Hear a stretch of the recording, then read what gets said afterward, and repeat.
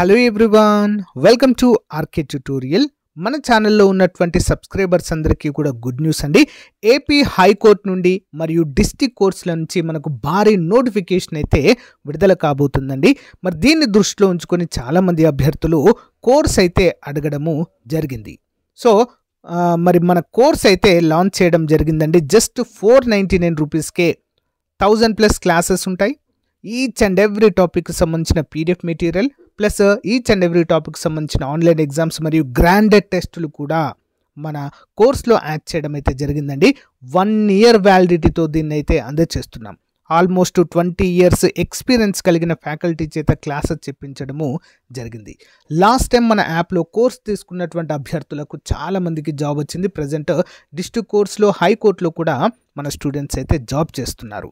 So మీకు last time కనుక job miss అయితే ప్లస్ ఈ ఇయర్ కొత్తగా డిగ్రీ కంప్లీట్ అయినటువంటి అభ్యర్థులందరూ కూడా మరి జాబ్ సాధించాలనే ఉద్దేశంతో ఉన్నట్లయితే మన కోర్స్ మీకు 100% యూజ్ అవుతుంది. వెంటనే కోర్స్ తీసుకోండి. మరి ఏ విధంగా తీసుకోవాలంటే యాప్ లింక్ వీడియో డిస్క్రిప్షన్లో ఉంటుంది. డౌన్లోడ్ చేయండి. డౌన్లోడ్ చేసి మీ మొబైల్ నెంబర్తో రిజిస్టర్ అయ్యి స్టోర్ ఆప్షన్లో కోర్స్ ఉంటుంది. మీకు ఎలాంటి డౌట్ ఉన్నా కూడా యాప్లో చాట్ ఆప్షన్ ఉంటుంది. డైరెక్ట్గా నాతో కాంటాక్ట్ అవ్వచ్చు మీరు. ఇంకెందుకు ఆలస్యం, మరి ఈ రోజే కోర్స్ తీసుకొని మీ ప్రిపరేషన్ స్టార్ట్ చేయండి. All the best. Hello everyone, welcome to RK tutorial. Friends, ఈరోజు మనము ఏపీ హైకోర్టు మరియు జిల్లా కోర్టు ఉద్యోగాలకు సంబంధించినటువంటి most important model paper number 20 అయితే చూడబోతున్నామండి. ప్రతిరోజు ఒక మోడల్ పేపర్తో అయితే మీ ముందుకు రావడం జరుగుతుంది. సో రెగ్యులర్గా చాలామంది అయితే ఫాలో అవుతున్నారు. ఇంకా మీ ఫ్రెండ్స్ కూడా షేర్ చేయండి ఫ్రెండ్స్, ఓకేనా? ఎవరైతే మన యాప్లో కోర్స్ పర్చేజ్ చేశారో ఇప్పటి వరకు వారంతా కూడా మరి ప్రాక్టీస్ చేయండి ఈ మోడల్ పేపర్స్ అన్నింటినీ కూడా, ఓకే? అంతేకాకుండా ప్రతిరోజు కొత్త GK classes, AP special GK classes కూడా యాప్లో కోర్సులో అప్డేట్ చేస్తున్నాను. సో గమనించాలి. ఇంకా ఏదైనా టాపిక్ పైన మీకు క్లాస్ కావాలనుకుంటే కూడా కామెంట్ రూపంలో తెలియచేయండి, తప్పకుండా తెలియజేస్తాను, ఓకేనా? కోర్స్ మాత్రం తీసుకోండి ప్రతి ఒక్కరు కూడా, ఓకేనా? ఆగస్ట్ ఎండింగ్ వరకు మనకు ఎగ్జామ్స్ కండక్ట్ చేయబోతున్నట్లుగా ప్రాథమిక సమాచారం అయితే వచ్చిందండి. ప్రిపరేషన్ మాత్రం చాలా హార్డ్ వర్క్ చేయాలి ప్రతి ఒక్కరు కూడా, ఓకేనా? All the best. లేట్ చేయకుండా కంటెంట్లోకి వెళ్దాం. క్వశ్చన్ నెంబర్ 1, సింధు నాగరికత లిపిని కనుక్కునే ప్రయత్నం చేసింది ఎవరు? సింధు నాగరికత లిపి. ఆన్సర్ ఈ మహాదేవన్ అనేటువంటి ఒక పురాతత్వ శాస్త్రవేత్త మరి సింధు నాగరికత లిపిని కనుక్కునే ప్రయత్నం చేశారు. మరి ఇప్పటి వరకు సింధు నాగరికత లిపిని ఎవరైనా కనుగొన్నారా అంటే ఇప్పటి వరకు ఒక్కరు కూడా లేదండి, ఓకేనా? బొమ్మల లిపి అండి. సింధు నాగరికత లిపి ఏంటి? బొమ్మల లిపి.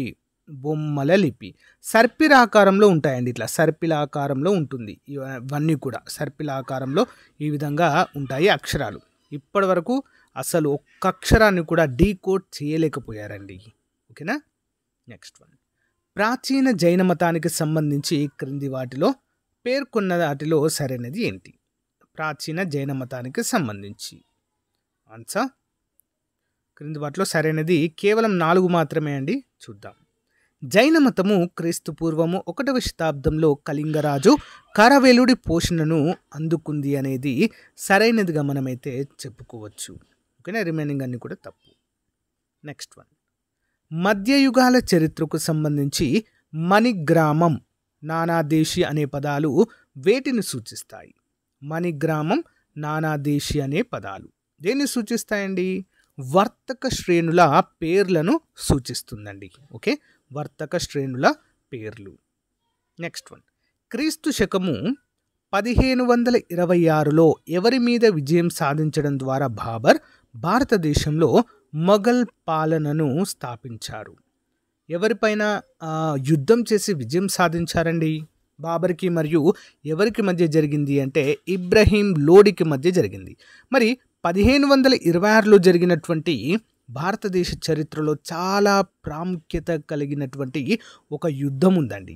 దాని పేరేంటి మరి కామెంట్ చేయండి. బాబర్కి మరియు ఇబ్రహీం లోడికి మధ్య జరిగినటువంటి యుద్ధము, ఓకేనా? భారతదేశంలో మరి యొక్క మొఘల్ చక్రవర్తుల యొక్క వారి యొక్క రాజ్య విస్తరణ అనేది, వారి యొక్క పరిపాలన అనేది స్టార్ట్ అయింది ఈ యుద్ధం ద్వారానే అని మనము తెలుసుకోవచ్చు. కామెంట్ చేయండి ఫ్రెండ్స్. మీకు తెలియకపోతే మొఘల్స్ ఫస్ట్ వార్ అని కామెంట్ పెట్టని నేను చెప్తా, ఓకే? నెక్స్ట్ వన్, భారత జాతీయోద్యమ చరిత్రలో 1942 ఆగస్టు 8 యొక్క ప్రాముఖ్యత ఏంటి? ఏం జరిగిందండి ఆ రోజు? సింపుల్ అండి. మహాత్మా గాంధీ క్విట్ ఇండియా ఉద్యమాన్ని ప్రారంభించడము జరిగింది 1942 ఆగస్టు 8. ఓకే, అప్పటి వరకు కూడా 1942కు ముందు వరకు కూడా మరి గాంధీజీ గారు అహింస పద్ధతినే పాటించారండి. ఒక్క సంఘటన కూడా హింసాత్మకంగా జరగలేదు. కానీ 1942 ఆగస్టు 8న డూ ఆర్ డై నినాదం ఇచ్చారు. చెయ్యండి లేదా చావండి, స్వతంత్రం వచ్చే వరకు పోరాడాలి అనేటువంటి నినాదం ఇచ్చారు. ప్రపంచమంతా కూడా షాక్ అయింది. ఇప్పటి వరకు అహింసను అంటే నాన్ వైలెన్స్ నమ్ముకున్నటువంటి గాంధీ గారు ఎందుకు ఇలా మారారు అని చెప్పేసి అయితే చాలామంది వ్యతిరేకించారు. ఎట్ ద సేమ్ టైం ఇప్పటికైనా దారికి వచ్చారు అని కూడా చాలామంది సంతోషపడ్డారండి. ఎప్పుడు తెలుసా? 1921లోనే సహాయ నిరాకరణ ఉద్యమం ఏదైతే ఉందో అది చౌరా చౌరీ సంఘటన ద్వారా నిలిపివేశారు. ఆ టైంలోనే గాంధీ గారికి మరియు సుభాష్ చంద్రబోస్ గారికి మధ్య విభేదాలు తలెత్తాయి. ఓకేనా? ఆ చౌరా చౌరీ ఘటనతోనే ఇంకా దాన్ని ఎక్స్టెండ్ చేసుకుంటూ వెళ్తే ఖచ్చితంగా మనం ఎప్పుడో స్వతంత్రం సాధించే వాళ్ళం అంటూ గట్టిగా నమ్మిన వ్యక్తియే నేతాజీ సుభాష్ చంద్రబోస్ గారు. Okay, next one. పులికాట్ వర్తక స్థావరము ఏర్పాటు చేసుకోవడానికి డచ్ వారికి అనుమతి ఇచ్చిన వారు ఎవరు? పులికాట్ వర్తక స్థావరం ఏర్పాటు కోసం డచ్ వారికి అనుమతులు ఇచ్చింది ఎవరండి? రెండవ వెంకటపతి రాయలు. Next one. ఆదివాసీల కోసం బిల్ సేవా మండల్ అనే సంస్థను స్థాపించింది ఎవరు? ఆదివాసీల కోసం బిల్ సేవా మండల్ ఎవరండి మరి? Deccan Bappa. Okay, Deccan Bappa. Next one. 108 రణరంగాలలో తాను అనుసరించిన జీవహింసకు పాపహారంగా 108 శివాలయాలను, నరేంద్రేశ్వరాలయాలను అనే పేరుతో స్థాపించిన రాజు ఎవరు? 108 యుద్ధాలు చేశారండి. 108 యుద్ధాలలో జరిగినటువంటి జీవహింసకు పశ్చాత్తాపంగా 108 శివాలయాలు, నరేంద్రేశ్వరాలయాలను స్థాపించిన రాజు ఎవరండి? రెండవ విజయాదిత్యుడు. ఇంపార్టెంట్. Next one. అక్కలుపేట ఎత్తిపోతల పథకం నిర్మాణానికి ఏ సంవత్సరంలో శంకుస్థాపన చేశారు? అక్కులుపేట. Answer option 1 2007. నెక్స్ట్. శాతవాహనుల కాలంలో వ్యవసాయదారుడు పండించిన పంటలో రాజు యొక్క భాగాన్ని ఏమంటారు? శాతవాహనుల కాలంలో వ్యవసాయదారులు పండించిన పంటలో రాజుకు ప్రత్యేకమైన వాటా ఉండేది. ట్యాక్స్ రూపంలో దాన్ని పే చేసేవారు. దాన్ని ఏమనేవారు? ఆప్షన్ 3 భాగా దేవమేయ అనేటువంటి పేరుతో పిలిచేవారు. పంట పండించగానే ఆ మొత్తాన్ని తీసుకెళ్లి రాజుకి ఇచ్చేవారు ట్యాక్స్ రూపంలో. Okay, next one. నిన్ను ఉద్ధరించే వాళ్ళను నమ్మవద్దు, నీ జ్ఞానంతో నీ ఆలోచనతో నిన్ను నీవే ఉద్ధరించుకో, స్వేచ్ఛ సాధించు అని నినాదం ఇచ్చిన వారు ఎవరు? చాలా మంచి కొటేషన్ అండి. ఎవరిచ్చారు? జిడ్డు కృష్ణమూర్తి గారండి. ఇంపార్టెంట్ పర్సన్ జిడ్డు కృష్ణమూర్తి గారు ఈ నినాదం ఇచ్చారు. Next one. భారతదేశంలో ఓడరేవులు అధికంగా గల రాష్ట్రం ఏది? ఏ రాష్ట్రంలో అత్యధికంగా ఉన్నాయండి? మహారాష్ట్రలో ఉన్నాయండి. మహారాష్ట్ర. Next one. బాక్సైట్ను అధికంగా ఉత్పత్తి చేయు రాష్ట్రం ఏది? బాక్సైట్. ఒడిశాలో అత్యధికంగా ఉత్పత్తి అయితే జరుగుతుందండి. మరి బాక్సైట్ అనేది ఏ ఖనిజానికి ముడి పదార్థంగా ఉంటుందండి అంటే అల్యూమినియం. AL. అల్యూమినియం తయారు చేయడానికి బాక్సైట్ ముడి పదార్థము. అందరూ కూడా ఉపయోగించాలి. ఒడిశాలో ఈ యొక్క బాక్సైట్ నిల్వలు అత్యధికంగా ఉన్నాయి. Next one. భారతదేశంలో రబ్బర్ ఉత్పత్తి ఉత్పాదకత పరంగా మొదటి 2 స్థానాల్లో ఉన్నటువంటి రాష్ట్రాలు ఏవి? ఏమేంటండి? ముందుగా కేరళ, తర్వాత తమిళనాడు. కేరళలో మరి యొక్క రబ్బర్ తోటల ఎస్టేట్స్ చాలా ఉంటాయండి కేరళ మరియు తమిళనాడులో. ఈ యొక్క రబ్బర్ తోటలను ఏమంటారండి? ఉద్యానవన తోటలుగా పేరుస్తారండి. ఎస్టేట్స్ అని పేరుస్తారు వీటిని. ఓకేనా? తోట పంటలు అంటారు వీటిని. ఓకేనా? వాణిజ్య పంటలు కాదు ఇవి, గుర్తుంచుకోవాలి. Next one. క్రింది వాటిలో సరికానిది ఏది? సరికానిది ఏది? సర్దార్ సరోవర్ జల విద్యుత్ కేంద్రము గుజరాత్, సువర్ణరేఖ జల విద్యుత్ కేంద్రం జార్ఖండ్, కోయినా జల విద్యుత్ కేంద్రం మహారాష్ట్ర, హీరాకుడ్ జల విద్యుత్ కేంద్రం మధ్యప్రదేశ్. మరి తప్పుగా ఉన్నటువంటిది ఏంటండి? 4 అండి.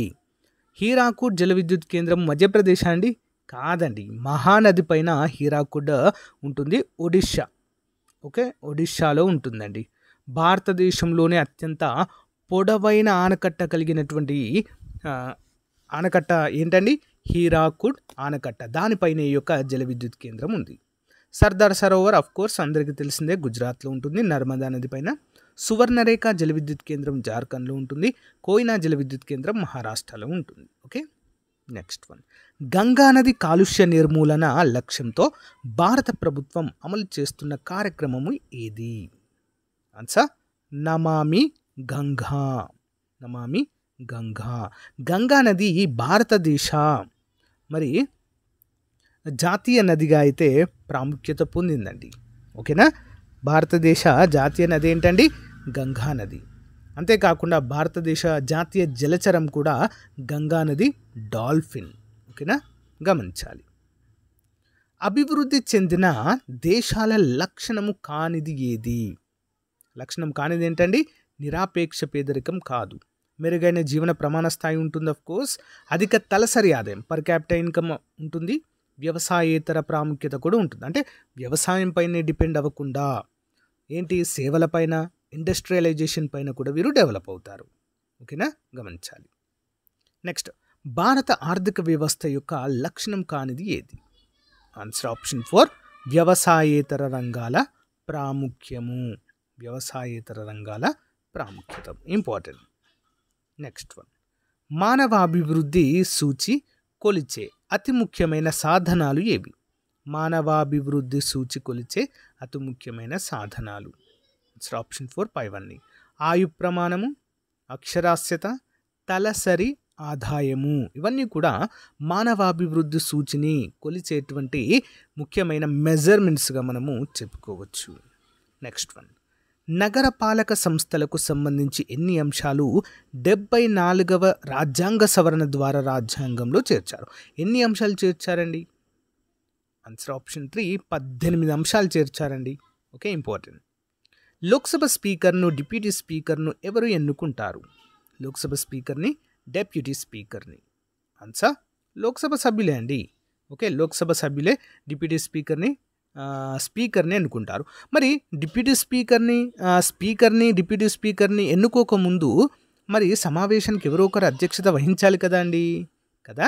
వారినే ప్రోటెం స్పీకర్ అంటారండి. Okay, pro tem speaker.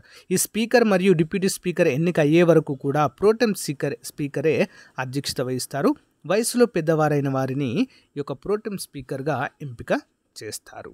Okay, important. భారతదేశ మొట్టమొదటి లోక్సభ స్పీకర్ ఎవరండి? జీవి మౌలాంకర్, గణేష్ వాసుదేవ్ మౌలాంకర్ గారు. ఓకే, ప్రజెంట్ ఓం బిర్లా గారు ఉన్నారు లోక్సభ స్పీకర్. Okay, next.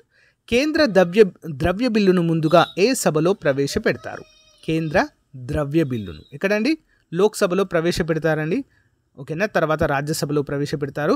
రాజ్యసభలో ప్రవేశపెట్టిన మరి ఆమోదం పొందలేదనుకోండి, విత్ ఇన్ 14 డేస్లో అది చట్టంగా మారుతుంది. ఆటోమేటిక్గా ఆమోదించినట్లుగానే అవుతుంది. Okay, next one. ఒక ఆర్డినెన్స్ యొక్క గరిష్ట కాలపరిమితి ఎంత? ఆర్డినెన్స్ యొక్క కాలపరిమితి ఎంత అండి? 6 నెలల 6 వారాలు. 6 నెలల 6 వారాలండి. ఇది ఆర్డినెన్స్ యొక్క గరిష్ట కాలపరిమితిగా చెప్పుకోవచ్చు. ఓకేనా, ఏదైనా ఒక రాష్ట్రంలో రాష్ట్రపతి పాలన విధించినప్పుడు అత్యవసర పరిస్థితుల్లో ఈ ఆర్డినెన్స్లు జారీ చేస్తారు. కేంద్రంలో రాష్ట్రపతి, రాష్ట్రంలో అయితే గవర్నర్. Next one. సిగ్నల్కా అనే కిట్ను ఏ వ్యాధి ప్రోటోజోవా నిర్ధారణకు ఉపయోగిస్తారు? ఆప్షన్ 4 కాలా అజార్, బ్లాక్ ఫీవర్ కనుగొనడానికి. పారిశ్రామికంగా పెన్సిలిన్ తయారీలో వాడే శిలీంధ్రము ఏది? Option 1 penicillium chrysogenum. Next one. ఈ క్రింది వానిలో ఎరుపు రంగును గుర్తించకపోయే లక్షణాన్ని ఏమంటారు? ఎరుపు రంగును గుర్తించకపోవడాన్ని ఉండేటువంటి లక్షణాన్ని ఫ్రోటోనోపియా అంటారండి. ఫ్రోటోనోపియా. Next one. ఈ క్రింది వానిలో ఏ మూలకాన్ని వేసవి ద్రవము అంటారు? అంటే వేసవిలో ఉష్ణోగ్రతకి అది ద్రవంగా మారుతుంది. చలికాలంలో, వర్షాకాలంలో ఘన పదార్థంగా ఉంటుంది. ఏంటది? గాలియం. Next one. 13 జూన్ 2025న బోయింగ్ 7878 విమానం కూలిన దుర్ఘటన ఇటీవల ఎక్కడ జరిగిందండి? సో నిన్ననే అయితే ఇదైతే జరిగింది, 12న. ఓకే, నిన్ననే అయితే జరిగిందండి ఈ యొక్క దుర్ఘటన. చాలా చాలా బాధాకరమైనటువంటిదండి. అహ్మదాబాద్లో అయితే జరిగింది. Indian airlines, okay, Indian airlines విమానంలో సాంకేతిక లోపాల కారణంగా జరిగినట్లుగా 250కి పైగా ప్రయాణికులు మరణించడం అయితే జరిగిందండి. ఓకేనా, చాలా అంటే చాలా బాధాకరమైనటువంటి అంశము. నెక్స్ట్, ఉపగ్రహాల నుంచి పొందాల్సిన సేవల దృష్ట్యా వాటిని ఉపయోగించాల్సిన కక్షలతో జతపరచండి. 29 ఆన్సర్ ఆప్షన్ 2 అండి. 1 by 1 చూద్దాము. సమాచార ఉపగ్రహాలు ఎక్కడ ప్రవేశపెడతారండి? భూ స్థావర కక్షలలో. Next one. రిమోట్ సెన్సింగ్ ఉపగ్రహాలను భూ నిమ్న కక్షలలో ప్రవేశపెడతారు. వాతావరణ పరిశీలన ఉపగ్రహాలను ధృవ కక్షల్లో ప్రవేశపెడతారు. GPS తరహా ఉపగ్రహాలను మధ్యస్థ భూకక్షలలో వీటిని ప్రవేశపెడతారు. నెక్స్ట్, 16వ ఆర్థిక సంఘం చైర్మన్ ప్రజెంట్ ఎవరున్నారు 2025 గాను? ఎవరున్నారండి? అరవింద్ పనగారియా గారండి. అరవింద్ పనగారియా గారు ఉన్నారు.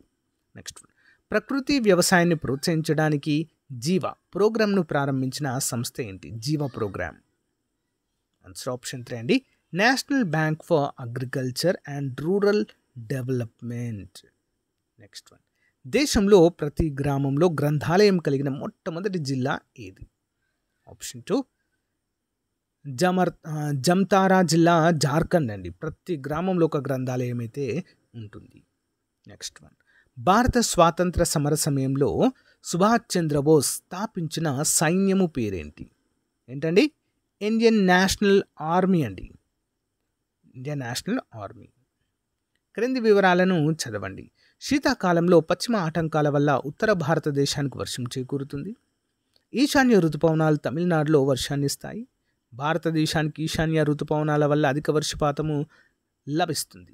సరైనవి ఏంటండి క్రింది వాటిలో? 34 ఆన్సర్ ఆప్షన్ 1. ఏబి మాత్రమే సరైనవండి. ఓకేనా, ఏబి మాత్రమే సరైనది, సి అనేది తప్పు. భారతదేశానికి ఈశాన్య ఋతుపవనాల ద్వారా అధిక వర్షపాతం వస్తుందా? కాదు, నైరుతి ఋతుపవనాల ద్వారా అత్యధిక వర్షపాతము సంభవిస్తుంది. ఓకే. నెక్స్ట్, అంతర్జాతీయ నత్తి అవగాహన దినోత్సవం లేదా ఇంటర్నేషనల్ స్టామరింగ్ అవేర్నెస్ డేను ఏ రోజున జరుపుకుంటారు? ఆన్సర్ ఆప్షన్ 2 అండి. అక్టోబర్ 22. సుప్రీంకోర్టు 2వ ప్రధాన న్యాయమూర్తి పేరేంటి? ఎవరండి? పతాంజలి శాస్త్రి గారు. అందరూ చాలామంది సుప్రీంకోర్టు యొక్క మొదటి న్యాయమూర్తి పేరే గుర్తుంచుకుంటారండి, హెచ్జే కాని అని. కానీ ఇటీవల జరుగుతున్నటువంటి ఆర్ఆర్బి ఎన్టీపీసీ ఎగ్జామ్లో సుప్రీంకోర్టు యొక్క 2వ ప్రధాన న్యాయమూర్తి అడిగారండి విచిత్రంగా. So HJ కానియా. మరి ప్రజెంట్ సుప్రీంకోర్టు 52వ ప్రధాన న్యాయమూర్తి ఎవరండి? జస్టిస్ గవాయ్ గారు. ఓకే. Next one. క్రింది వాటిలో ఏ వంటకం ఆహార పదార్థాల విభాగంలో మోస్ట్ పాపులర్ జిఐ అవార్డును గెలుచుకుంది? జిఐ అంటే ఏంటి? జియోగ్రాఫికల్ ఇండికేషన్ పొందింది. ఆప్షన్ 3 హైదరాబాద్ హలీం. ప్రపంచ ఆకలి సూచి 2024లో భారతదేశ స్థానం. ప్రతి సంవత్సరము అక్టోబర్ మంత్లో ఈ నివేదికని విడుదల చేయడం అయితే జరుగుతుందండి. ఓకే, ప్రపంచ ఆకలి సూచి 2024 అంటే లాస్ట్ ఇయర్ అక్టోబర్లో విడుదల చేసింది. 2025లో మళ్ళీ అక్టోబర్లో విడుదల చేస్తుంది. కానీ అప్పటి వరకు మన ఎగ్జామ్ కూడా అయిపోతుంది కాబట్టి ఇంకా అప్డేట్ రాలేదు. సో ఇదే మనకు లేటెస్ట్గా గుర్తుంచుకోవాలి. మరి ఏ స్థానంలో ఉందండి భారతదేశము అంటే ఆప్షన్ 2 105వ స్థానంలో ఉంది. Next one. 100 ఇంటేక్ కెపాసిటీతో రాష్ట్రంలోని మొదటి ఇంగ్లీష్ మీడియం జనరల్ డిగ్రీ కళాశాలను క్రింది వాటిలో ఏ రాష్ట్రంలో ప్రారంభించారు? Answer option 1 Tripura. Durgavati tiger reserve అని పిలువబడే పులుల కొత్త రిజర్వ్ను ఏ రాష్ట్ర వన్యప్రాణి బోర్డ్ ఆమోదించింది? దుర్గావతి టైగర్ రిజర్వ్ ఏంటండి? మధ్యప్రదేశ్. సో గాయస్, ఇది రోజుకు సంబంధించిన మోస్ట్ ఇంపార్టెంట్ మోడల్ పేపర్. ప్రతిరోజు ఒక మోడల్ పేపర్తో మీ ముందుకు వస్తాను. క్లాస్ నచ్చితే లైక్ చేయండి. చివరి వరకు చూసిన వారికి చాలా చాలా థ్యాంక్స్.